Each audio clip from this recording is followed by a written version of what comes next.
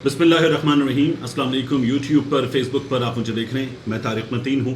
इस वीडियो में इस बारे में बात करेंगे कि पाकिस्तानी फ़ौज ने किन 5 अफसरान की पेंशन और उससे जुड़ी मुराद वापस ले ली हैं, मामला क्या है और इस मामले से मरियम नवाज शरीफ का किरदार कितना है, इसकी इस वीडियो में बात करेंगे। इसके अलावा मियां नवाज शरीफ को एक परेशानी लाहक है। उस परेशानी का इजहार सेनेटर साजिद मीर साहब ने भी कर दिया और मियां नवाज शरीफ तक ये पैगाम पहुंचाया गया कि मियां साहब लुट गए, बर्बाद हो गए, मियां साहब कुछ भी हाथ में नहीं रहेगा, अगर कुछ करना है तो फौरी तौर पर करें। ये क्या माजरा है ये भी मैं आपको बताऊंगा। और नजम सेठी साहब की एक वीडियो वायरल है, इस वायरल वीडियो पर भी इस वीडियो में बात करेंगे। लेकिन सबसे पहले ये जो मामला है फौज में 5 अफसरान वाला, ये मैं आपको बता दूं। ये अंसार अब्बासी साहब ने आज खबर दी है, जियो की वेबसाइट पर जंग में ये खबर मौजूद है। और इस खबर के मुताबिक फौज मुखालिफ मुहिम चलाने पर पाकिस्तान आर्मी ने मेजर जनरल समेत, बड़ा ओहदा है, मेजर जनरल समेत 5 साबिक अफसरान से पेंशन मुराआत वापस ले ली हैं। पेंशन और उससे जुड़े पर्क्स एंड प्रिविलेजेस, जिनमें मेडिकल शामिल होता है, कुछ और चीज़ें शामिल होती हैं, जो फौज की और सहूलियात हैं जिनसे वो फ़ायदा उठा सकते हैं, वो वापस ले ली गई हैं। पाकिस्तान आर्मी ने 5 रिटायर्ड अफसरान बशमूल साबिक मेजर जनरल की रिटायरमेंट के बाद की तमाम मुराआत वापस ले ली हैं। इन मुराआत में पेंशन शामिल है और मुफ्त मेडिकल की सहूलत भी शामिल है। ये लिखा अंसार अब्बासी साहब ने कि मुराआत वापस लेने की वजह फौज मुखालिफ मुहिम का हिस्सा होना है। इन अफसरान ने पाकिस्तान की फौज के खिलाफ मुहिम चलाई है। ये अंसार अब्बासी साहब फौज के जराये को कोट करते हुए लिख रहे हैं। वो लिखते हैं कि बावसूख जराये ने द न्यूज़ को बताया है कि GHQ ने, जनरल हेडक्वार्टर्स ने, मज़कूरा 5 रिटायर्ड अफसरान के खिलाफ कार्रवाई मरियम नवाज के इस मसले पर दिए गए बयान से कम 2 हफ्ते पहले शुरू की थी। मरियम नवाज शरीफ ने बयान दिया था, उन्होंने कहा था कि जो रिटायर्ड फौजी अफसरान हैं, अगर इन्हें इतनी प्रॉब्लम है, ये मुसलसल बात कर रहे हैं इमरान खान के हक में, और मरियम नवाज ने कहा था ये फौज के खिलाफ बयान दे रहे हैं, तो ये लोग जो हैं वो अपने तमगे वापस कर दें या अपनी जो इनको सहूलतें हासिल हैं वो सहूलतें वापस कर दें, उसके बाद ये फौज के खिलाफ बात करें। इस पर फौज के बहुत से साबिक अफसरान ने मरियम नवाज शरीफ को जवाब भी दिया था और उनका ये कहना था कि ये तमगे जो हासिल किए हैं, ये कुर्बानियां देकर हासिल की हैं, ये मौरूसी तौर पर सियासत में मिल जाने वाला ओहदा नहीं है जैसे आपको मिल गया। उन्होंने इस बात पर अफसोस का इजहार किया।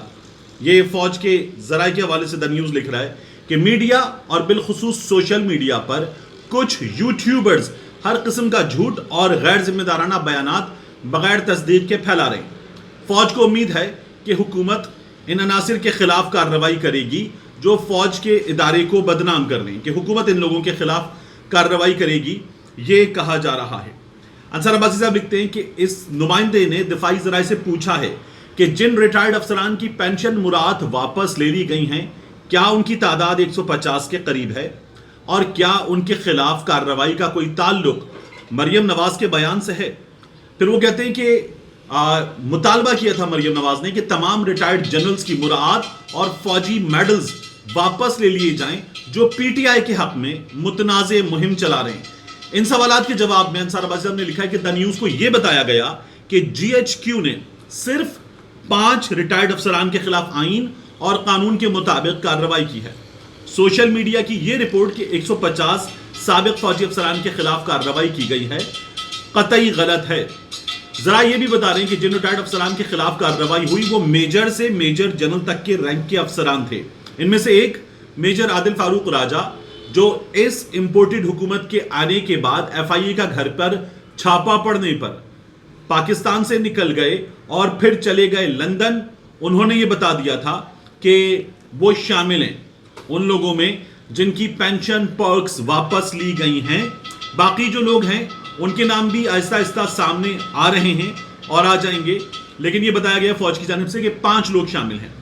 जरा ये कहते हैं कि उन्हें ये सजाएं ऑफिशियल सीक्रेट एक्ट के तहत दी गई हैं क्योंकि इन 5 लोगों ने इदारे के खिलाफ प्रोपेगेंडा में हद से तजावुज किया था। यानी ये माना जा रहा है, और मैंने आपसे बार बार कहा था कि हमारा इदारा है, इसके लोग हमारे लोग हैं, اس میں شہادتیں دینے والے, جان قربان کرنے والے ہمارے ماتھے کا جھومر ہیں.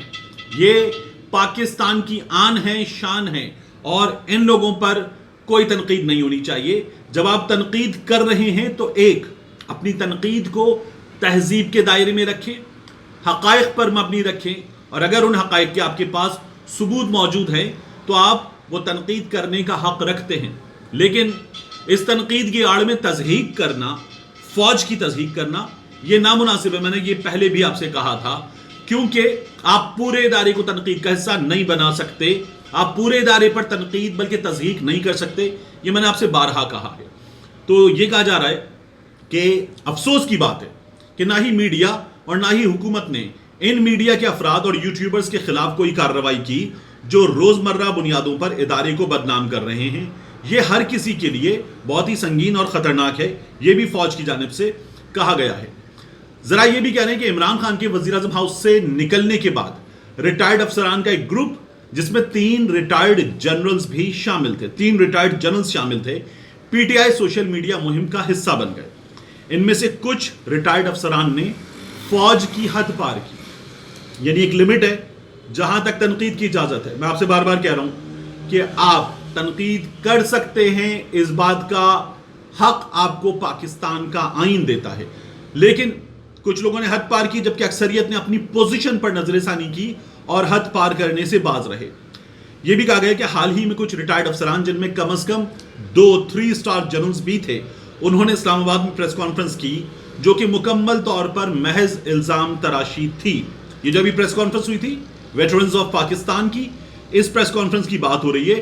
مریم نواز نے ان ریٹائرڈ جنرلز کے خلاف آواز اٹھائی کہ جب جی ایچ کیو نے 5 ریٹائرڈ افسران کے خلاف کارروائی کی, ان کی پریس کانفرنس سے یہ پہلے کارروائی شروع کر دی گئی تھی.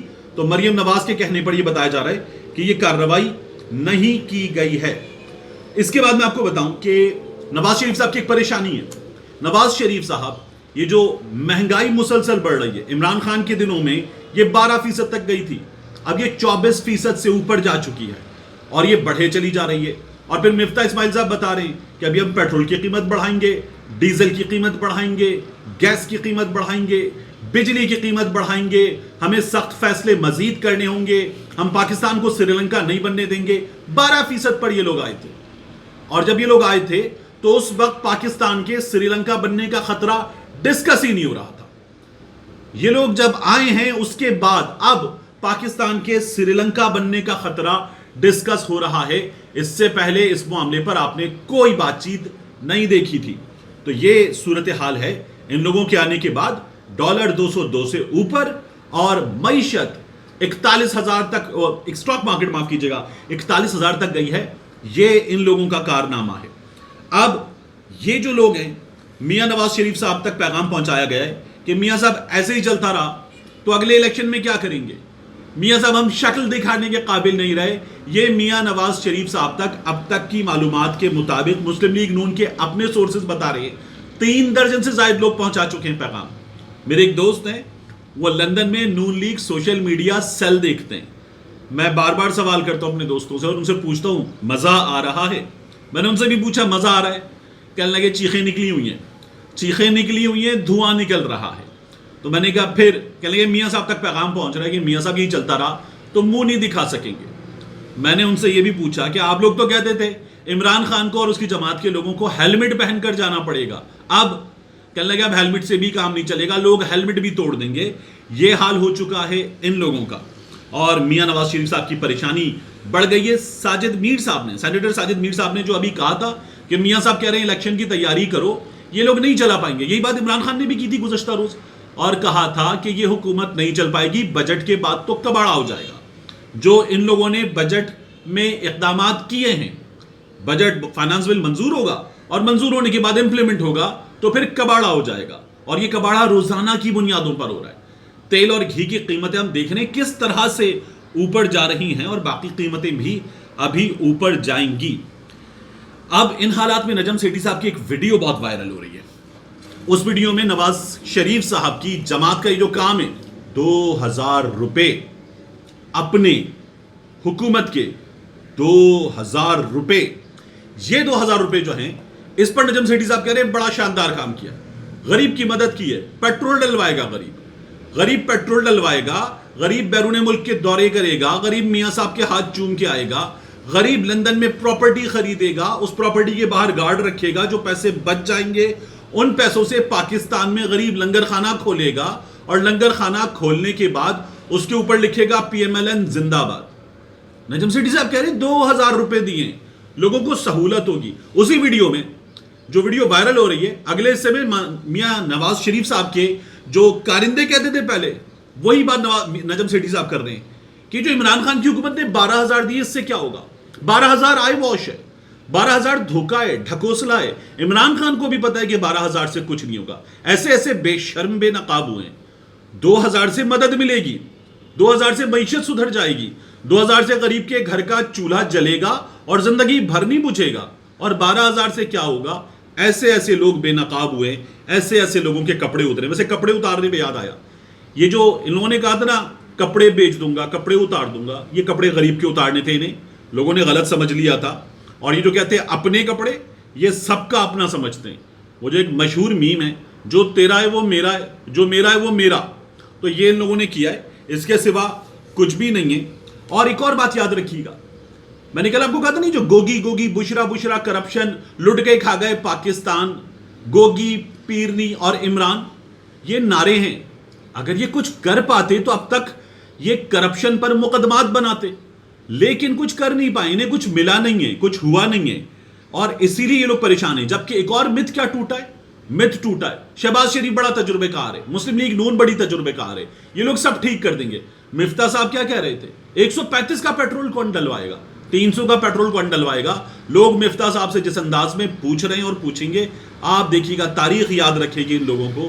اور یہ جو کہا گیا تھا جی یہ معیشت سنبھال رہے ہیں, یہ آئے ہیں, آتے استحکام آیا ہے, سٹاک مارکیٹ اوپر گئی ہے, ڈالر نیچے آیا ہے. یہ پریس کانفرنس بھی لوگ اب یاد کر رہے ہیں اور مسلسل یاد دلا رہے ہیں. یہ ہیں حالات جن تک ایک عام آدمی پہنچ گیا ہے, اور ان کی تمام تجربے کاری کا, وہ جو کہا جاتا تھا عمران خان کو ہم چلا رہے تھے, ہم مینج کر رہے تھے, عمران خان کو کچھ آتا ہی نہیں تھا, نکما تھا عمران خان, وہ تمام مت ٹوٹ گیا ہے, تمام واہمے ختم ہو گئے لوگوں کے, اور حقیقت ان لوگوں کی کھل کر سامنے آ گئی ہے. ملتے ہیں انشاءاللہ آپ سے اگلے ویلاگ.